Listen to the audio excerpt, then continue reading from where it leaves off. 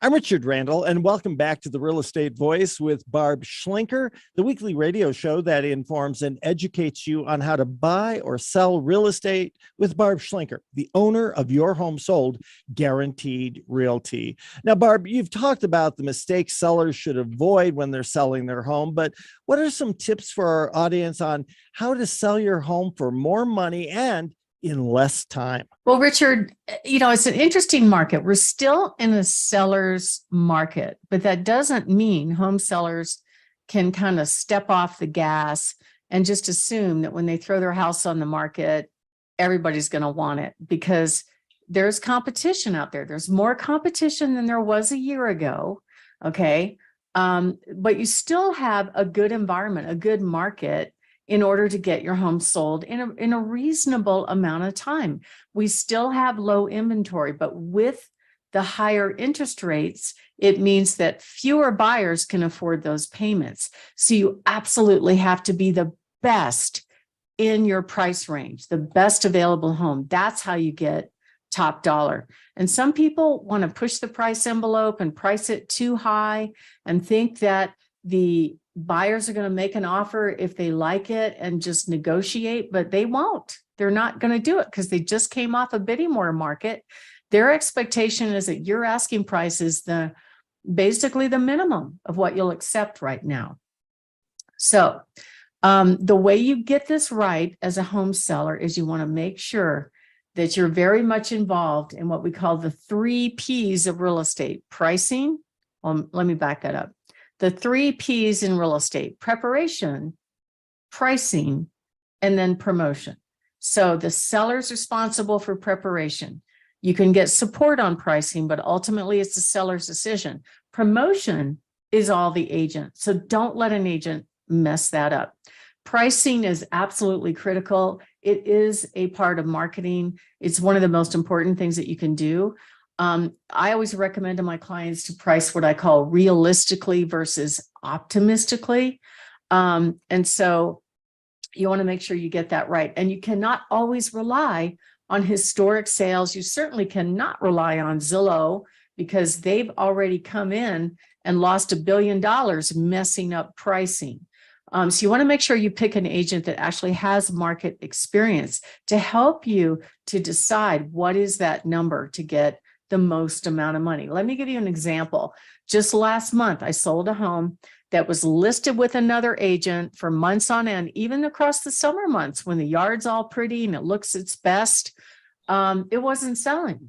And their only solution was to lower the price, but they also didn't know how to market. So the problem is they looked back on historic sales. They told them, oh yeah, we can get you this number for this home. It didn't work. Then a couple months later, they lowered the price, still didn't work. And finally, the sellers gave up and hired me. When they left that agreement, that agent charged them money, even though it wasn't in their agreement, for not selling their home. But what we did is deploy our marketing. And the very first weekend, we had 54 people attend the open house, and we sold it for full price in just 10 days. How do we do that? It's all about pricing it right, preparing it right, and marketing it right. And unless the home is priced below market, you want to make sure you take care of those cosmetic things, and we can absolutely help you do that. I just told the story about the home in Monument that had the pink carpet. They also had pink sinks. You know how we have pink toilets and pink tubs. That was a big thing in the 80s. And they didn't do anything about the tub, but what they did do is they brought in a company kind of like it's called Get a Grip, that actually sprays a white coating on the sink so it looks more updated. And here's the thing: is most agents really only have the MLS, the multiple listing service, for their promotion. That's all they have. They don't have a database of buyers. They don't have a database of cash buyers. And so what they do is they take a home, take some pictures, put it in the MLS, and hope and pray some other agent has a buyer. We have buyers, and we're going to market to our buyers right off the bat. You can even move when you want. So where do buyers come from? Generally, the first step, of course, is the online presentation of your home. When it gets blasted out all over the internet, as soon as they see it, the buyers are going to make a decision about whether or not they're going to come see your home. And 88% of those homes get eliminated by buyers, unless it's the best home in the price range. Some of the buyers will raise their hand eventually and reach out to a real estate agent and go, hey, can you show me that home? Some people are neighbors, some people are friends, sometimes they're builders. But I would say a majority of the buyers start their search online and then they connect with an agent. And that's one of the disconnects that we see a lot in this market, is that here's a home seller. They put their house on the market. And, they're all of a sudden they're going to get some showings. Okay, I'm excited. I'm getting everything ready. I'm cleaning everything off the counters and making sure the beds are made and the house looks perfect. And the assumption is those buyers coming to see their home can A, qualify for the home, and B, they want a home just like that, right?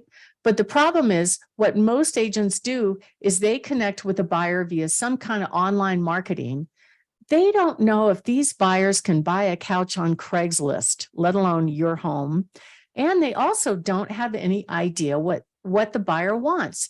So we get some really wonky feedback. Like they go and look at a 2-story and they say, no, I wanted a ranch. It just doesn't make any sense. And that's because a lot of agents are poorly trained about how to prepare their buyers for success. Promotions are absolutely critical. It has to be just right so that your home is not rejected online.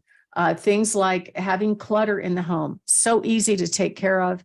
However, most people think people are just going to accept the home as it is. I had so much fun watching this guy in Tallahassee. He had a blog about bad pictures online. I wish I could use this picture because it was really funny, but it had a picture of an empty kitchen. The refrigerator was moved, and he captioned the photo as, "Where's Waldo?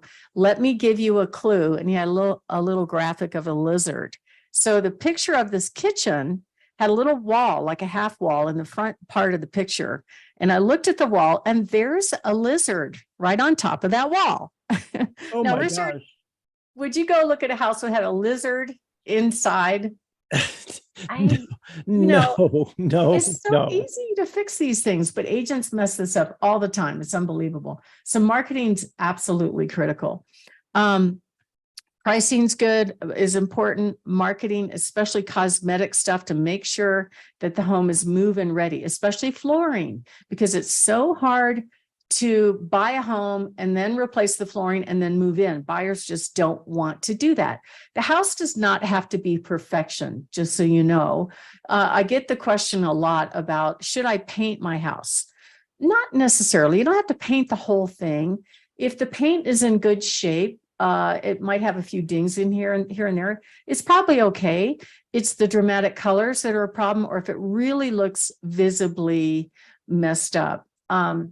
And then another thing that you want to be super careful about is making sure that you hire an agent that has experience, because unfortunately, the agents these days, the marketing companies, the real estate companies out there are not very good at giving really effective training to their agents on the skills that home sellers would expect that agents would have. The skills I'm talking about: number 1, marketing. Number 2, handling objections. Let me give you an example. Just yesterday, I got feedback on one of my listings. So the seller has 2 cats. The cats are not allowed to be in the house. They stay in the garage. Okay. There's no litter box in the house. There's a litter box in the garage. They're barn cats. They can get in and out, but so what's the feedback? Oh, well, the house smelled like cat litter. I'm like, what? She's talking about the garage, And so I could just see this agent walking through this beautiful home, picking it apart and trying to pretend that she's an advocate for the buyer and almost influencing the buyer out of buying the home. I call that agents that are in what I call the sales prevention business. So they pretend to be fiduciaries, like, I'm your advocate, I'm going to get you the right house. And they'll go to this home where the seller thinks, okay, somebody loves my house, they want my home, and they criticize it. It makes absolutely zero sense to me. So agents are not trained on marketing. They're not trained on handling objections. They're not trained on negotiating. They're not trained on closing skills or giving 5-star customer service in most cases. And I'll have to add another 6, Richard. It's unfortunate. It's a little bit controversial, but I think a lot of agents have a hard time paying attention to what's going on. I'm talking about little attention to detail things that could derail a deal. Let me give an example. 2 days ago, I got an offer on one of my listings, and it looked like a decent offer. I'm like, okay, I'm going to talk to the seller about it, and we're going to discuss it and see what his strategy is. But I thought, let me do some research. Let me see what the other showings are going on. Let me look at the feedback before I talk to him. And lo and behold, that agent had not even shown the home yet. She made an offer, and she wanted an answer on the offer prior to them showing the home. So let me put this in perspective. She basically wanted the seller to take their home off the market. And if my buyer likes it, my buyer's going to move forward with the sale. How would you feel about that, Richard? Take it off the market on a maybe? No, not going to happen. At least if you're representing me, I know it's not going to happen. Right. Well, most agents wouldn't even check that out. They just go, oh my God, we got an offer. Oh my God, I can pay my bills this month. Let's go ahead and put it under contract. But unfortunately, the buyer went to see the house that afternoon after our due date for responding on the offer and said, oh, it's not big enough. The square footage didn't change. It's like, what are they thinking? It's not that difficult, but it's just that I think a lot of salespeople are very much wired to sell, and they don't like the detail. When I go over contracts, that's one of the things I have to spend a lot of time with my agents, teaching them how to explain contracts, because a lot of them don't pay attention, but the consumers do. They read every line. So you have to know what you're doing.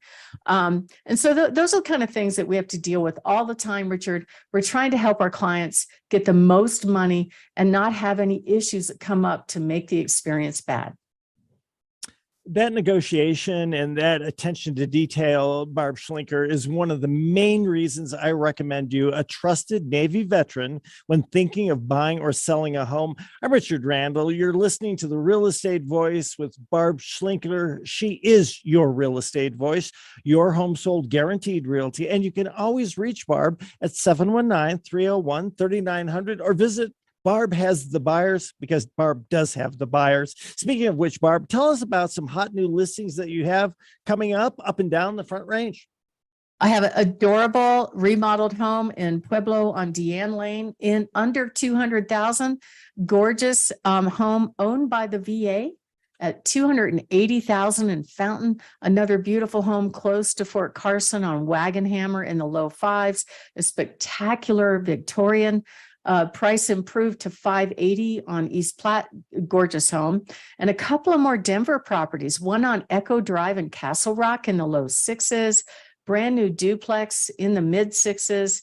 And I've got my beautiful home on 40 acres on Warriors Path, priced at just over $1 million. And guess what? We have more coming soon. So I can't wait for next week to tell you about my hot new listings. Richard?